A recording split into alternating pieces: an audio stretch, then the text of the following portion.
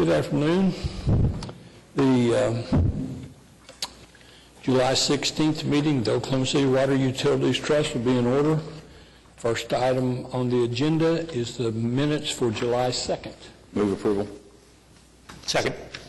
A motion and a second to approve the July 2nd minutes. Are there questions or comments, questions, additions?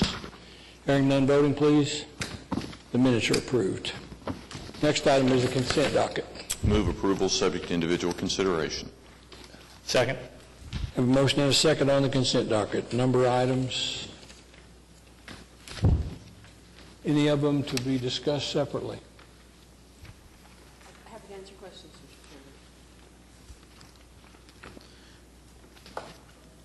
Chairman.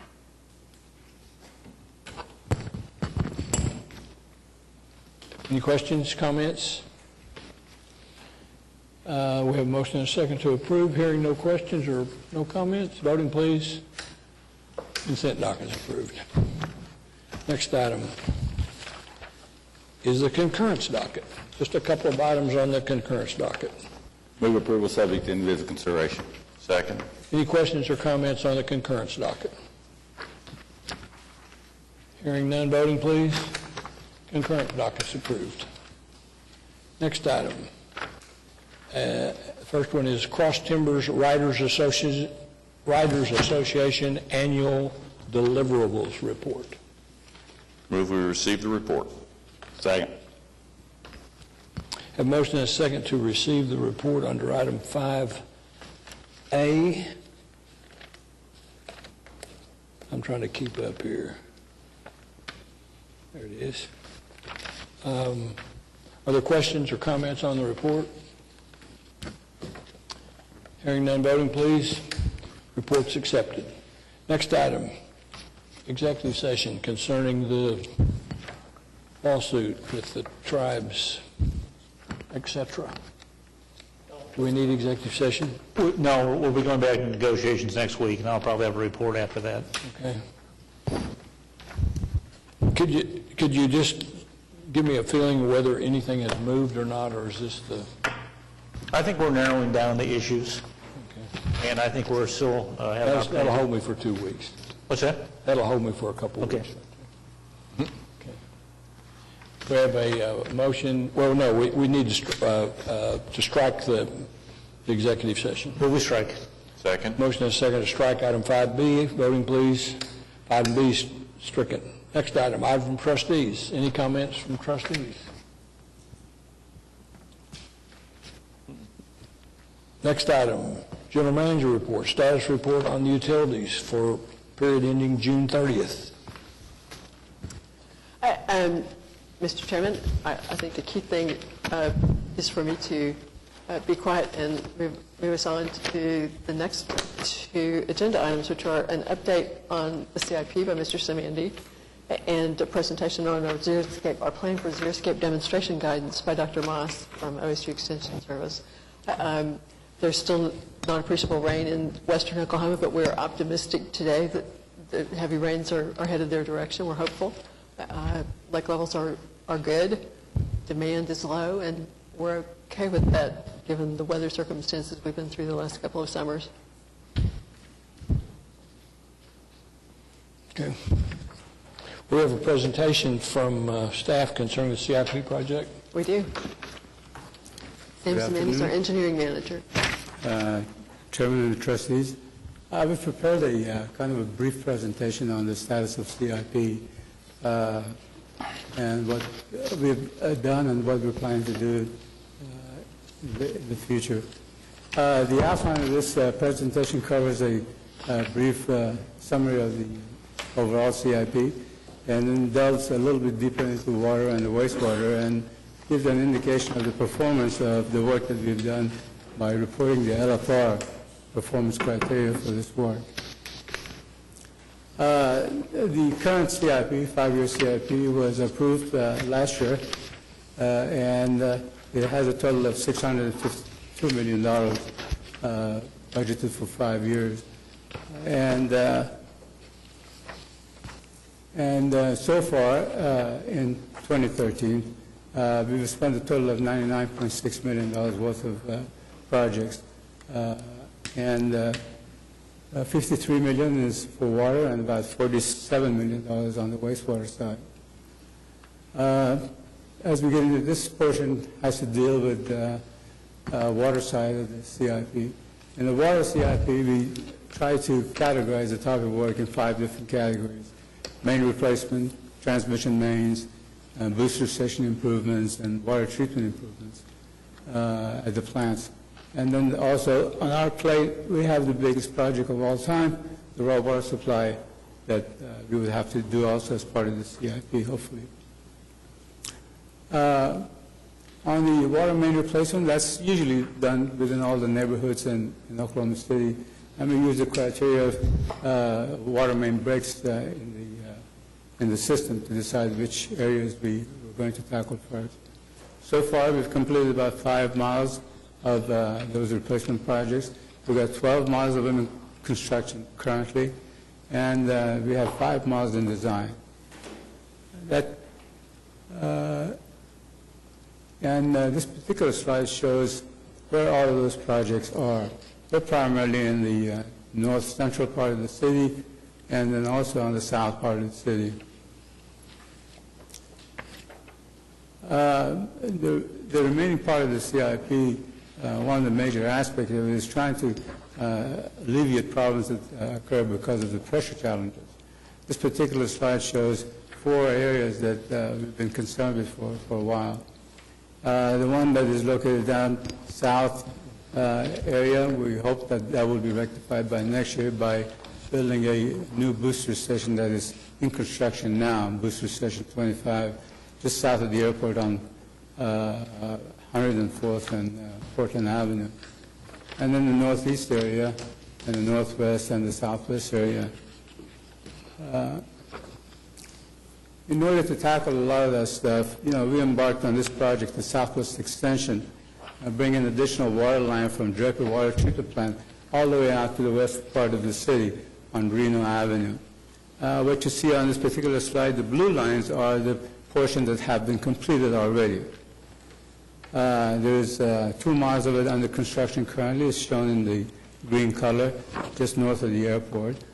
And the remaining in kind of brownish color is all the future improvements that needs to be done. All of those projects are in design currently, and we hope to bid those things within this year and next year. And including in there is improvements to 2 major booster stations. One is Booster Station 9, and the other one is 14. They're both on Reno Avenue. And they're a critical part of providing additional water, transferring more water out west. As I said earlier, all of those projects are in design currently. This is a particular slide about Booster Station 25. This is a major complex for Oklahoma City. It's conceived that about 5 million gallon tank will be constructed on site. This would be the first one that's going on currently.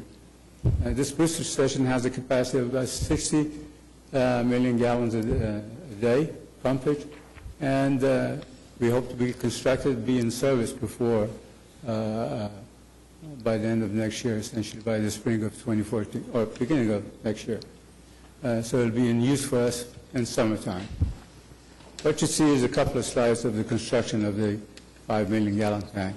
It's a kind of a pre-stressed concrete cylinder tank, and it's an interesting type of construction project.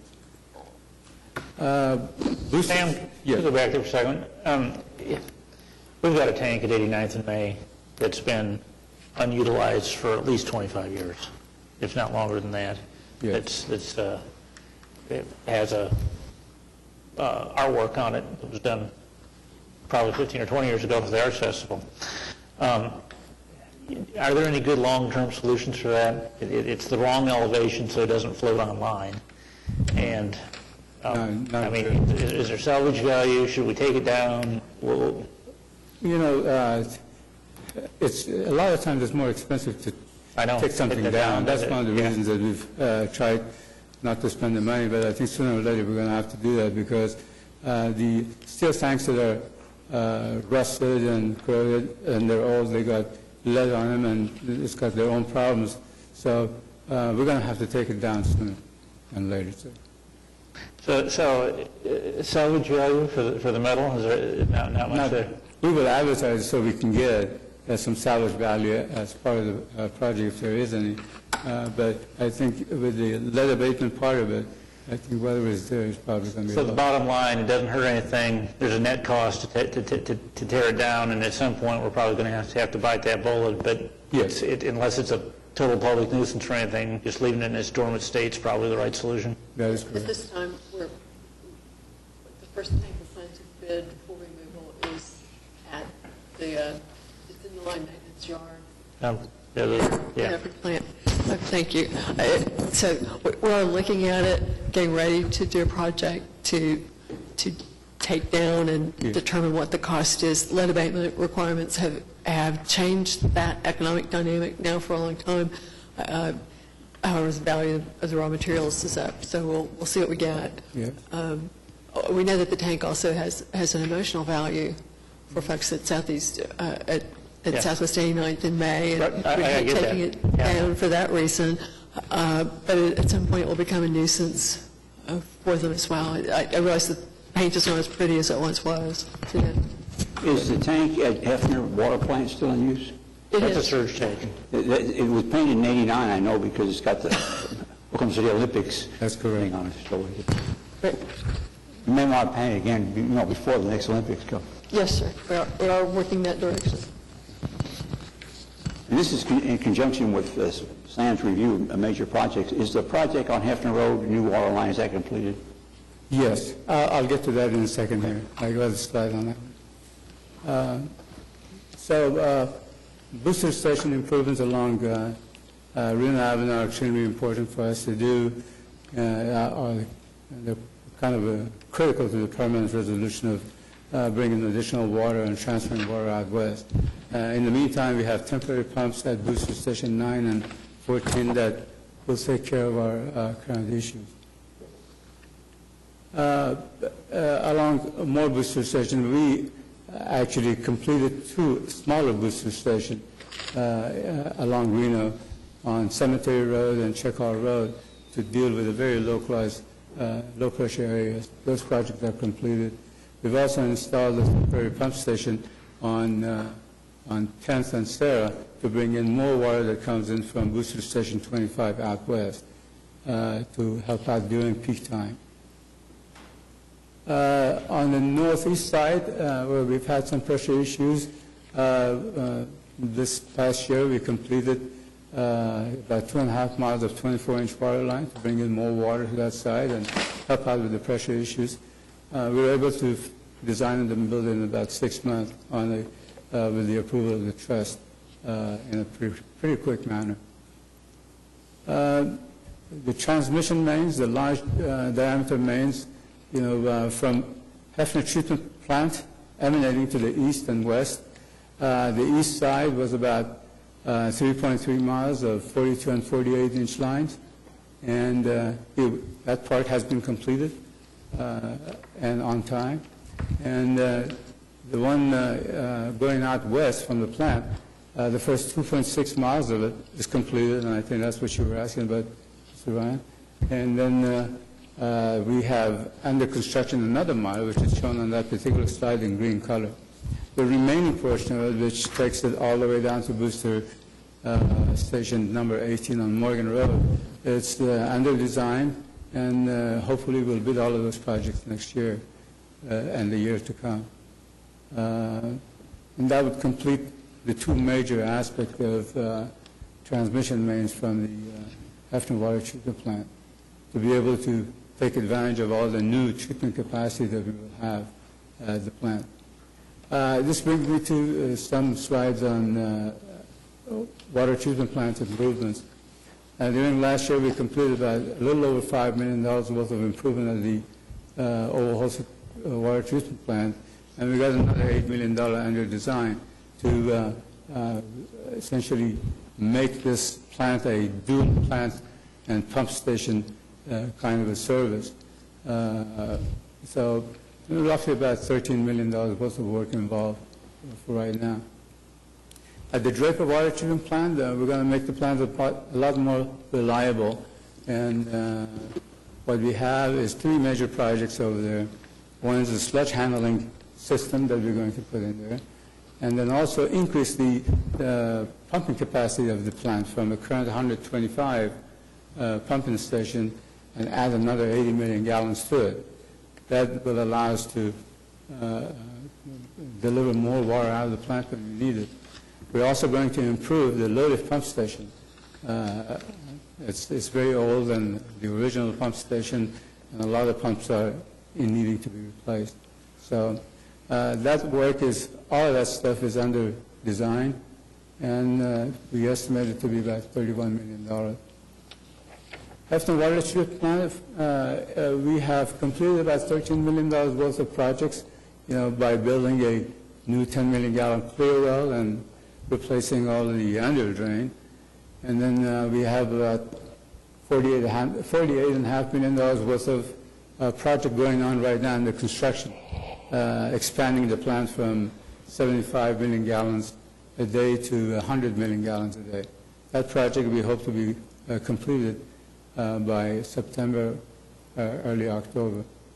And we have additional projects that are also under design, adding a new chemical facility and improving the low-lift pump station, and also dealing with the sludge issues at Hefner. Those new projects run somewhere around $34.6 million. The total amount of work that is being contemplated is about $96 million, a huge sum of money. Here's a slide that shows 4 pictures of the construction going on now, currently at the plant, to expand the capacity, the treatment capacity, and the pumping capacity out of the plant. What you see, pictures of the filter buildings and the clarifiers and the backwash pump station. And then some of the biggest projects that we have in our CIP has to do with Southeastern Supply Project.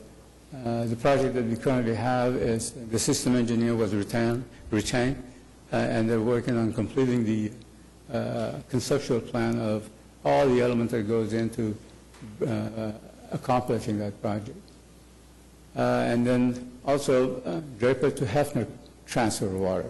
We brought in a presentation to the trust a couple of months ago where we determined the best option to do this transfer is by connecting those 2 plants with a treated water option instead of a raw water connection. The report is almost completed and will be brought up to the trust shortly. That concludes the water side ledger. On the wastewater side, similar kind of a setup in the CIP, main replacement, taking care of the lift stations and adding relief mains where it's necessary, and making improvements on the treatment plant side to be able to handle all of those flows that go to there. On the neighborhoods for the sewer main replacements, the work is done based on the work orders, age of the pipe and type of the pipe, stuff needs to get replaced. This year we were able to replace about 8 miles of sewer lines. We've got 14 miles in construction currently, and we've got 6 more miles in design.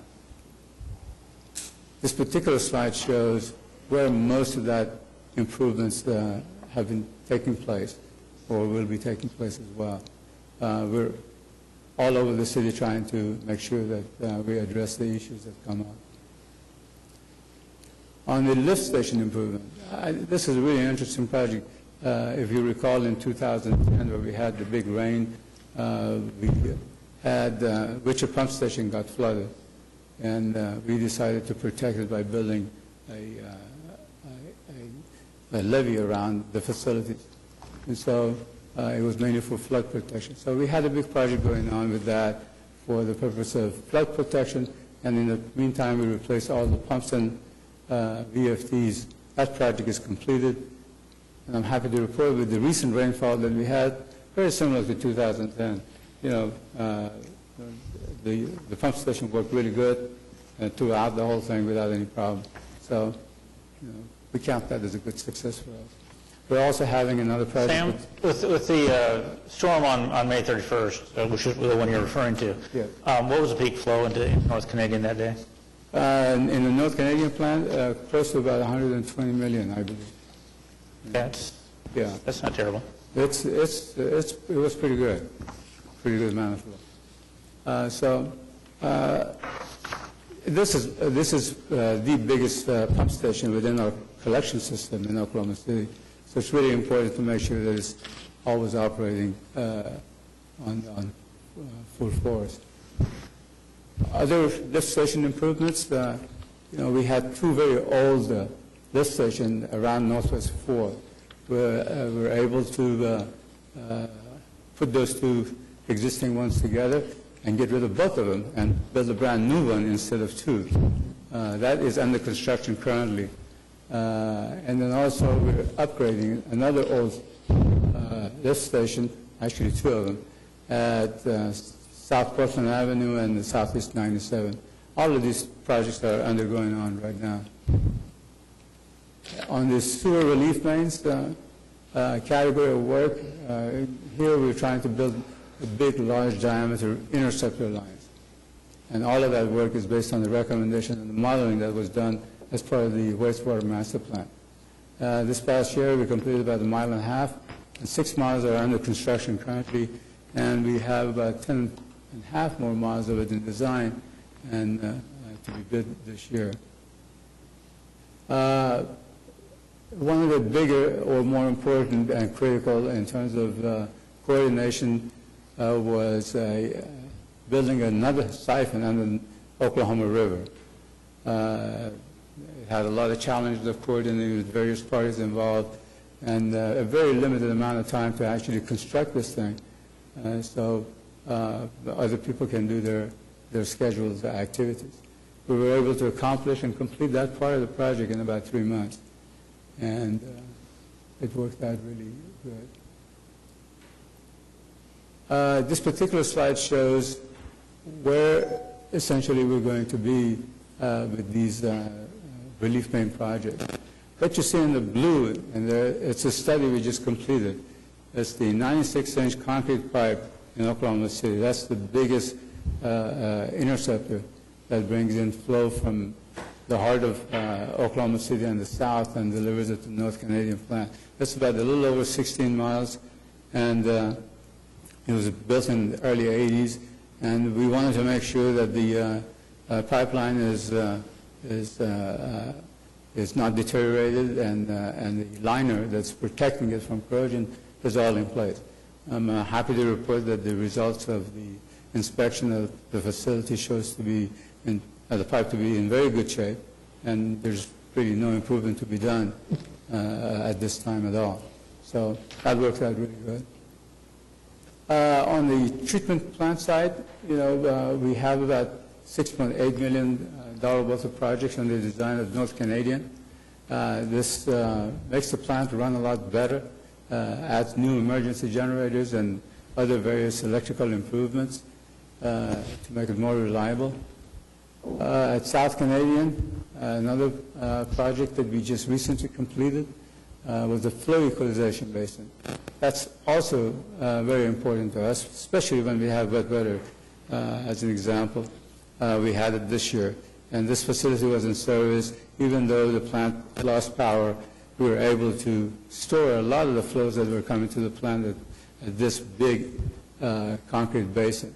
It has a capacity of close to about 20 million gallons worth of storage, and it allows us to do many things operational at the plant that otherwise will create overflows within the collection system and elsewhere. So that project is completed. It's about $11.8 million. At Deer Creek... Did we have any significant damage at Cow Creek during that tornado? No. I mean, it just skirted on the north side of it. Yeah. I mean, that could have lost the whole plant. Those two, I think the flow equalization basin and the witcher protection were extremely helpful this year in the wet weather events that we experienced. South Canadian plant did lose power for a considerable amount of time. We were able to use Yes. the FEB. And of course, as you say, damage was just at our back door, serious damage. This particular slide shows the improvements going on right now at the Deer Creek wastewater treatment plant. We're doing about $6.5 million and eliminating the old rotating biological contactor with some aeration basin, and also implementing some odor control at the plant. And so that project is ongoing now, and we intend to complete it by early next year. Excuse me, Sam, is the odor control part almost finished? No, sir. No. Good. The Chisholm Creek wastewater treatment plant, as most of you probably have known, we've provided a report before. We had an expansion plan going on from 5 million gallons to 10. That expansion project is completed. We have another current project going on where we're making various improvements on the old parts of the plant, like the slide that you see on the pictures that you see on the slide, fixing up the old clarifiers, the mechanisms on the troughs and all of those kinds of things. That's about $3.8 million in current construction. For a total of about $20 million, we will have done a lot of good at the plant with additional capacity.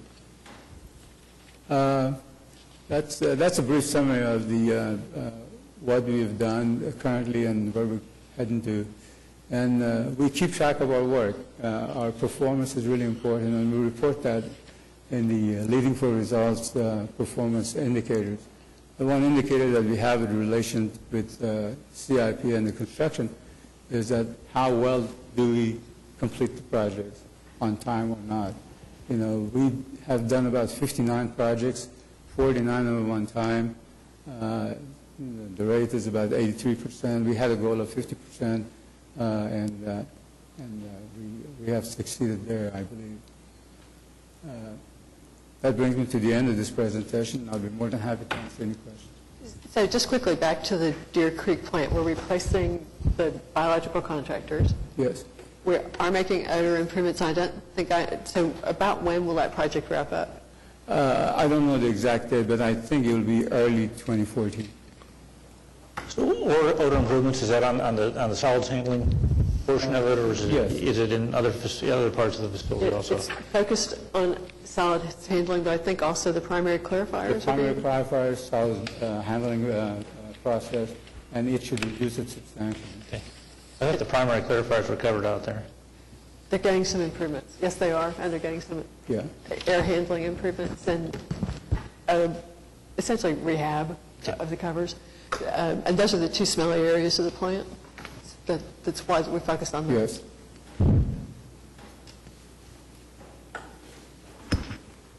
Any other questions or comments? Just a comment, I want to compliment the work that you all did on Hefner Road.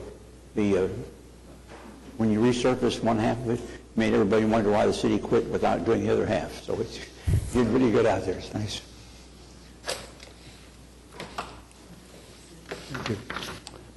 Thank you. The next item is a report from OSU concerning gardening and water conservation.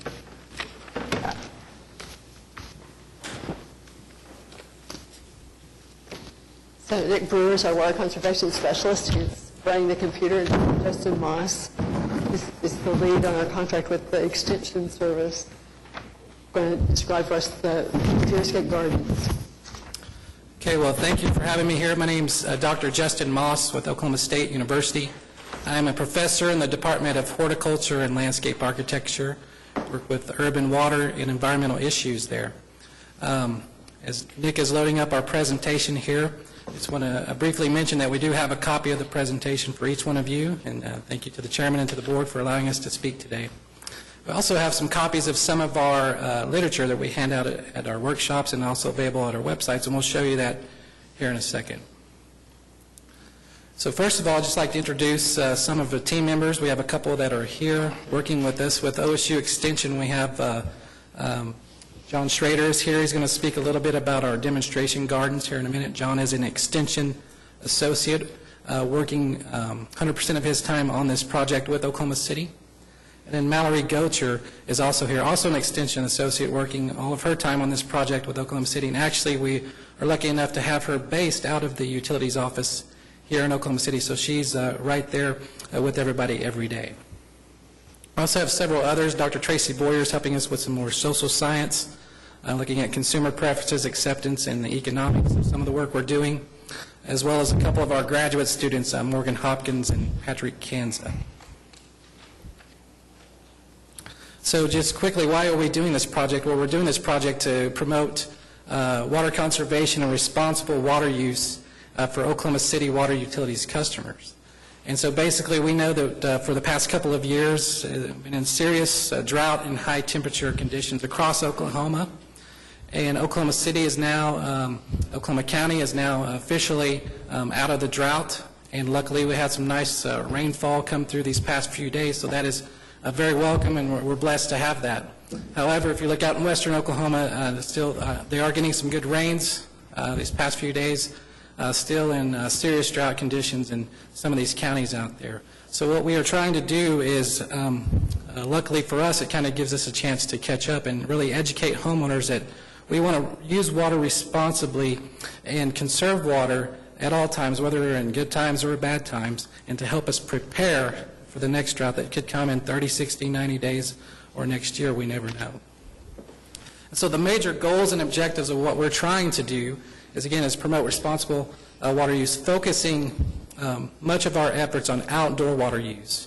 If you look at Oklahoma City customers in July and August, their water use can increase by 30% or more, and most of that is going to outdoor water use. And so that's where we're putting much the focus of this work right now.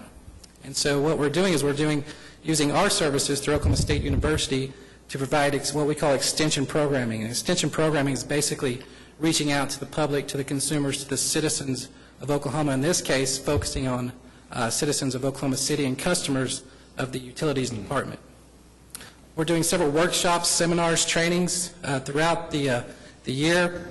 We're doing surveys of consumer adoption, acceptance, and looking at behavior change. What really helps people to change their behavior from, even though they may not be wasting water, or they may not have the perception that they are overusing water, but how can they change that behavior to make sure that they're doing their part for responsible water use? Knowledge assessment, we want to look at basically, where are we now with customer knowledge? And after our trainings, where are we after that? So did we help to improve the situation? So we are assessing that before, during, and after this project.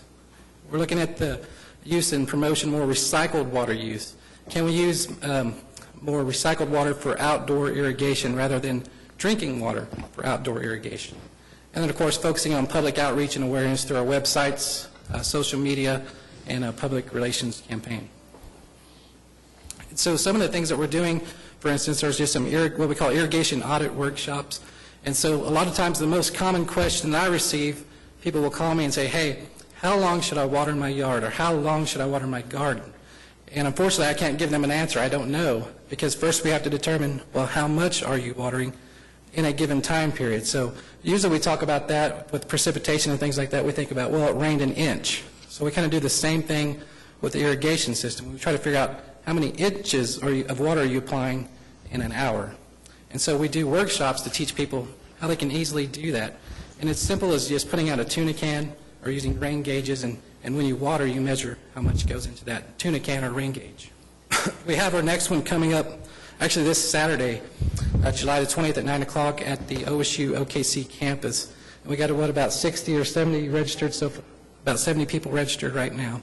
So we usually reach about 75 people or so at each of these workshops. We've done a lot with, like this April, we worked with the City of Oklahoma City and their Earth Fest campaign and Earth Month, and we did some workshops during that time as well.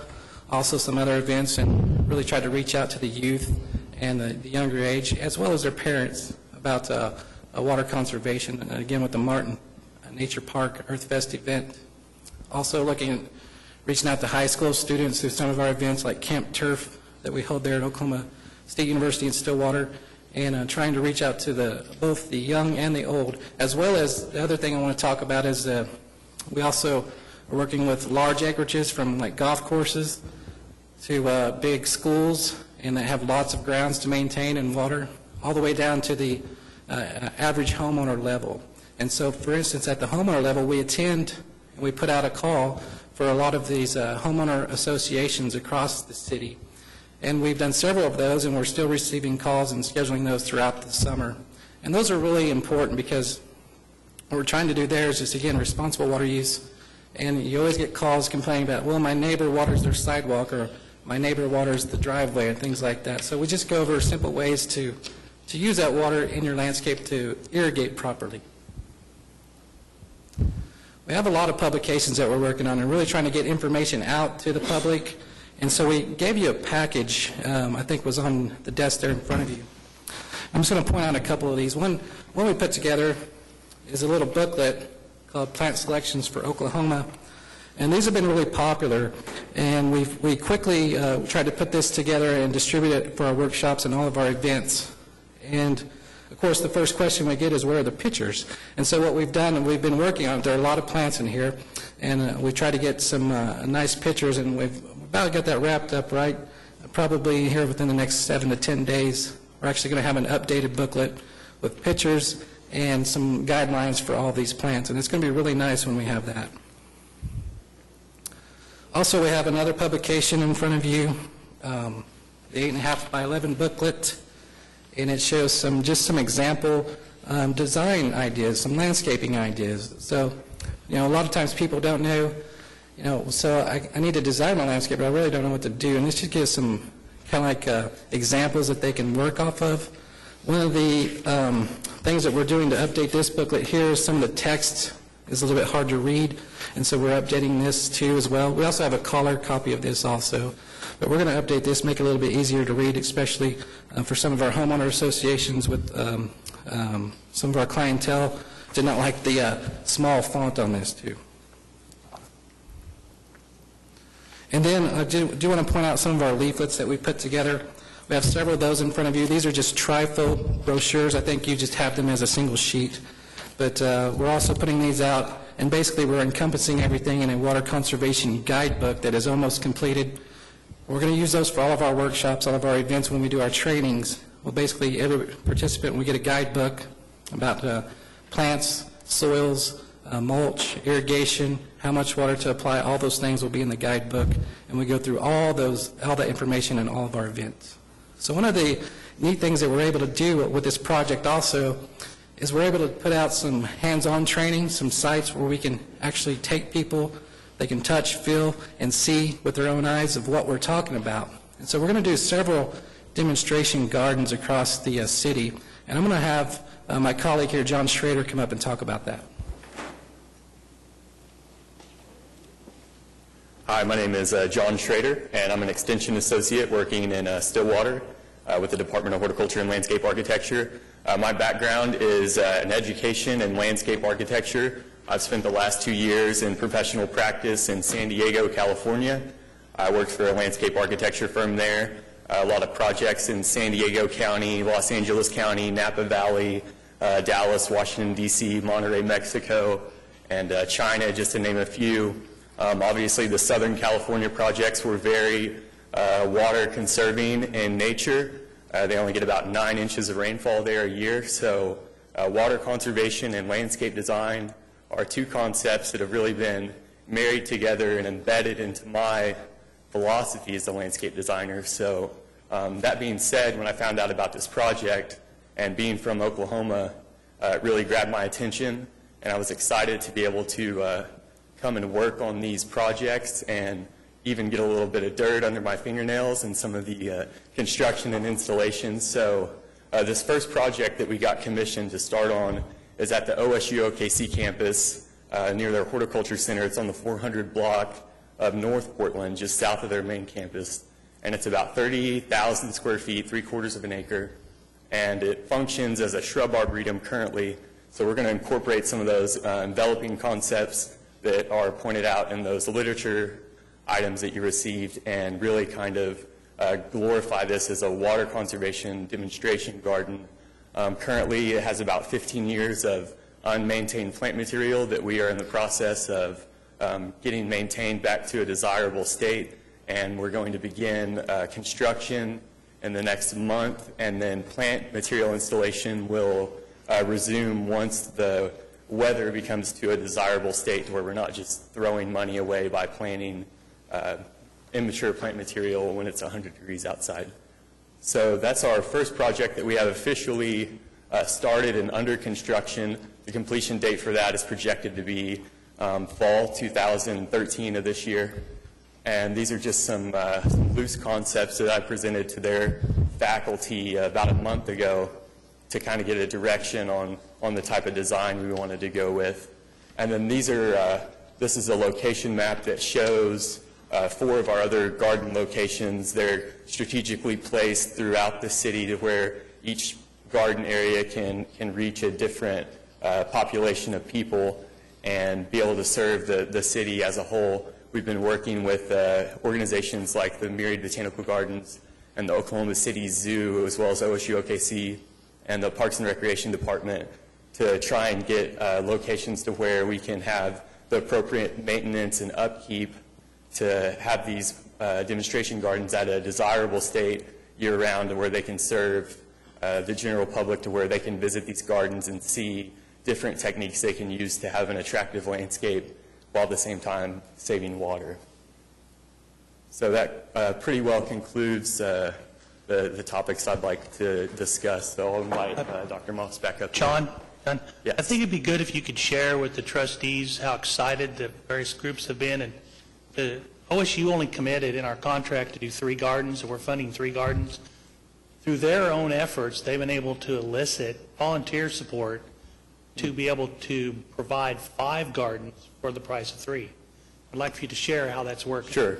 So just to start things off with our OSU OKC project, as I mentioned, there was a tremendous amount of overgrown plant material in there. I was planning to do most of the demolition work myself with a chainsaw and a skid steer, and really ran into some severe obstacles. So I was able to get about, to date, $3,000 worth of services donated from a local tree care company to come in with a crew alongside me and help me remove that plant material and chip it. And we've managed to really speed up that process, and we've got support from them, as well as Myriad and Oklahoma City Zoo have volunteered a lot of their efforts and have been able to contribute some funding and allowed us to minimize the amount of resources we need to invest in to build these demonstration gardens, to where, as Brett mentioned, we can focus these efforts with some of these public park projects, where I've also managed to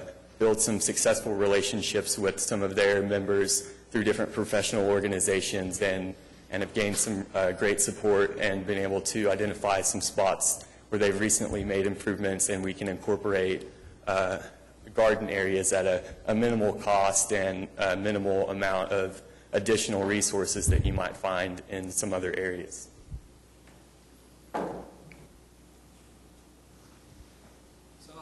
I'll just add a couple things to what John said. Also, with OSU OKC, a lot of what we do with Oklahoma State as professors, we try to form partnerships with, anybody, any constituency in the state, to try to basically help citizens of Oklahoma. And so what we're able to do is basically, take some of the money that was provided through this program and grow that into something bigger. And so OSU OKC is also going to contribute about $25K to this project that we're working on. It's a large project, almost a full acre garden we're talking about there.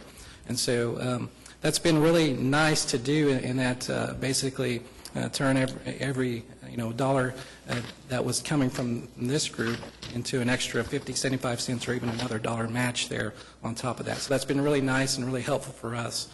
Also, with the Myriad Gardens, they're really excited about what we're doing. We've already done several trainings there with them this year already, and they're really wanting to work together with this group and really support what you guys are trying to do with this effort. And then the Oklahoma City Zoo, Pearl, out there, their horticulture director, is also extremely excited. And actually, we got to go on a nice tour, the best tour I've ever had of the zoo, where I got to ride in a golf cart. And she just took us around everywhere, and we got to see the ins and outs. And she said, "Oh, this place would be great. Oh, this place would be great. This place would be great." So several options that we have to work with them out there as well. So we're really excited about that, really happy about that, and think it's going to be beneficial to the customers and the citizens of Oklahoma City. And the other thing about that, it's not just, oh, this is a pretty garden to look at. It's hands-on training. We're going to be there having workshops and teaching people about what we're doing. So another neat thing we have is with the, this is a city website here, squeezeeverydrop.com, and an effort here led by the Utilities Department with Nick Brewer and Debbie Reagan, of course, Brett and Marcia and others. And we helped out where we could as well. And now this is up and live, and really is the website for water conservation for customers of the utilities. And so we plan to put updated information on this regularly. We're going to put all of our extension documents and fact sheets. We create videos that we haven't talked about a lot, but we're also doing some how-to videos as well. It's all going to be right here accessible from this website. So it's going to be really neat, really unique actually for the city to have something like this. With our Oklahoma State efforts, we're also doing similar things with our Think Water website, which is basically very similar to the Squeeze Every Drop. However, this is more focused to not just Oklahoma City, but to the state as a whole. We also have our social media, Facebook and Twitter, as well as the city has that to follow as well. So trying to reach as many people as we can. We have reached several hundred people directly through our workshops and indirectly through our media, radio, television, things like that. With our TV show, we have Oklahoma Gardening. Actually, we just shot a segment on Friday that will air the last Saturday of this month, which I believe is the 28th, 29th. Don't quote me on that date, but the last Saturday on OETA, you'll see Oklahoma Gardening segment talking about our smart irrigation and what we're trying to do here. So that's the extent of my presentation, and I'd be happy to answer any questions you may have. Mr. Chairman, comment, I think you guys have done a really great job because I've got a lot of positive feedback from the people who've attended your session. The problem I run into is trying to explain to somebody why we're interested in water conservation when the lakes are full. And that just seems like a real disconnect. And I think if we can work on our public information program to convince people why we're doing this or explain to them why we're concerned, despite the fact that our lakes are overflowing right now, well, I think it would really be important. Yes, sir, we will. Not all the lakes are overflowing right now. No, but the one where I live is very full right now. And it's very true that we are aware only of what we see every day, and like after we get a great view of. Thank you so much. Any Judge. questions? Excited. Thank you very much. All right, thank you. Appreciate it very much. Nothing left on the agenda. Is there anything else to discuss? Hearing none, we're adjourned.